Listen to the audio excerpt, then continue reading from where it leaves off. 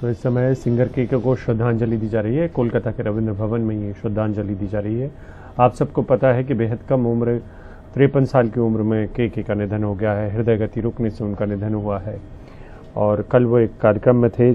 ठीक उसी वक्त में वो संगीत के लिए बने हुए थे और संगीत के कार्यक्रम में ही उनकी जान चली गई। उन्होंने अपनी प्रोग्राम के वक्त में गर्मी होने और पसीना आने की शिकायत भी की थी, जिसके बाद उन्हें अस्पताल ले जाया गया जहां पर उनकी मौत हो गई। 1968 में जन्म हुआ था कृष्ण कुमार कुन्नत का और आप कह सकते हैं कि देश में बेहतरीन जो संगीत देने वाले लोग हैं, प्लेबैक सिंगर हैं, उनमें से एक केके का नाम है। हर तकरीबन तमाम भाषाओं में उन्होंने अपने बोल दिए प्लेबैक सिंगर के तौर पर और ए.आर. रहमान ने उन्हें पहला मौका बॉलीवुड में दिया। लगातार 1996 से गा रहे थे, अलग अलग भाषाओं के लिए गा रहे थे। इन तस्वीरों में आप देख रहे हैं कि पूरा बॉलीवुड शोक में भी है और राजनेताओं ने भी शोक जताया है। प्रधानमंत्री, राष्ट्रपति और विपक्ष के नेताओं ने भी शोक जताया है। ममता बनर्जी जो कि पश्चिम बंगाल की मुख्यमंत्री हैं, कोलकाता में जो कार्यक्रम हो रहा था उसमें केके के निधन पर उन्होंने शोक भी जताया है और परिवार को हर संभव मदद का वादा भी किया है। हमारे साथी प्रशांत सिसोदिया जुड़ रहे हैं। प्रशांत, बताएं कि मुंबई पार्थिव शरीर लेकर आया जाएगा? जो हमारी बात हो रही है अभी तक उसके मुताबिक जो उनका अंतिम संस्कार है वो मुंबई में ही किया जाएगा कल, क्योंकि अभी उनकी जो फैमिली है वो वहां से करीब 5:15 बजे के करीब निकलेगी कोलकाता से, और उसके बाद उनके पार्थिव शरीर को मुंबई लाया जाएगा। और फिर कल का जो वक्त है वो बताया जाएगा हमें कुछ देर में, जैसे ही उनको पता लगेगा, उनके परिवार आएगा, क्योंकि यहाँ पर भी आने के बाद उनको बहुत सारे जो इंतजाम हैं वो करने होंगे। अभिषेक। बिल्कुल। हम इन तस्वीरों में अंतिम विदाई जो दी जा रही है पश्चिम बंगाल में, क्या कुछ पता चल पाया है आयोजकों से कि किस तरीके के हालात थे जिनमें के को इस तरीके का दिल का दौरा पड़ा? और ये भी क्या उनके कोई इतिहास रहा है, उनकी फैमिली हिस्ट्री रही है किसी किस्म के इस तरीके के हृदय गति की या दिल की बीमारियों की?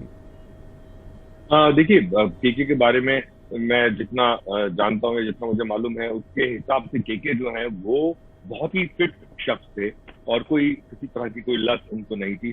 फूडी जरूर थे वो, और लेकिन उनका उसके बारे में भी ये था कि खाना जितना भी खाएं, अगर वो बाहर छुट्टी पे जाएं और थोड़ा वजन बढ़ा के भी आ जाएं तो उसके बाद वो कुछ ही वक्त में जो अपना वजन है उसको कम कर लेते थे, योगा करते थे, एक्सरसाइज करते थे, फिट रहते थे। और कोई भी किसी तरह का भी मतलब कभी भी उनको कोई इस तरह की हिस्ट्री नहीं थी कि ब्लड प्रेशर की या किसी और बीमारी की कोई हिस्ट्री हो, ऐसा कुछ उनके साथ नहीं था। ये एक हैरान करने वाली बात है कि जो जिस तरह से उनकी मृत्यु हुई है, और आप आयोजक की बात कर रहे थे, क्योंकि अभी तक क्योंकि पुलिस जो है वो तहकीकात कर रही है और तहकीकात करेगी भी बाकी, क्योंकि अभी ये सब माना जा रहा है कि जो ऑडिटोरियम है उस ऑडिटोरियम में गर्मी की वजह से, क्योंकि उनको पसीने पहुंचते हुए देखा, लेकिन ये जो वक्त है ये ऐसा है कि पसीने अमूमन आ ही जाते हैं, लेकिन एसी अगर काम नहीं कर रहा और भीड़ लोगों की ज्यादा हो गई है तो जाहिर सी बात है एसी इफेक्टिव नहीं होता, और ऐसे भी सुनने में आ रहा है कि एसी काम नहीं कर रहा था। लेकिन ये सब बातें तभी तय होंगी जब पुलिस अपनी तहकीकात पूरी करेगी। और लेकिन अक्सर जो शोज होते हैं उन शोज में बड़ी मशक्कत में भी गाते हैं, तो आपको जाहिर सी बात है गले से लेकर लंग्स तक पे आपको प्रेशर पड़ता है, और आप गाने जब अपने हाई पिच के गाने होते हैं उन पे और ज्यादा प्रेशर होता है। और आप अमूमन क्या करते हैं, जो एक्साइटमेंट होता है ऑडियंस की, जो एक एनर्जी सिंगर को मिलती है, तो उसमें आप बहुत सारी ऐसी चीजें भी कर जाते हैं कई बार जो आप आम प्लेबैक सिंगिंग में आप नहीं करते। आप एक्साइटेड भी हो जाते हैं बतौर सिंगर, लोगों का प्यार देख के, लोगों की दीवानगी देख के। और ऐसे में बहुत से सिंगर्स ऐसे भी होते हैं जो आपको स्टेज पे आपको डांस करते हुए नजर आएंगे, लेकिन जो हम वीडियोस देख रहे थे उनमें ऐसा कहीं नहीं था। बहुत शांत स्वभाव से अपने गाने के गा रहे थे, और जब उनको ये थोड़ी सी अनइजीनेस फील हुई तो उनको ले जाया गया, वो चले गए, निकल गए वहां से। उनको निकलते हुए देखा होगा आप तस्वीरों में आपने, और फिर जो होटल में जाके कोलैप्स हुए और फिर उनको अस्पताल ले जाया गया, जहाँ जाकर उनको मृत घोषित कर दिया या करीब 10:15 के करीब। तो हिस्ट्री उनकी कोई नहीं थी अभिषेक। उनको जो उनके करीबी लोग हैं, मैं भी उनसे मिला हूँ, उनको बचपन से लेके आज तक कभी कोई इस तरह के कोई शौक या कोई नशा कुछ इस तरह का उन्होंने जिंदगी में नहीं किया है। और जैसा मैं कह रहा था कि लगातार वो अपनी जिम्नेजियम और योगा में वो करते रहते थे और अपने आप को फिट रखते थे। उनके परिवार में क्या उनके किसी दोस्त से बात हो पाई कि उनके परिवार में किसी किस्म की हृदय गति का मामला हो या दिल की बीमारियों को कई बार अनडिटेक्टेड भी रह जाते हैं लोग?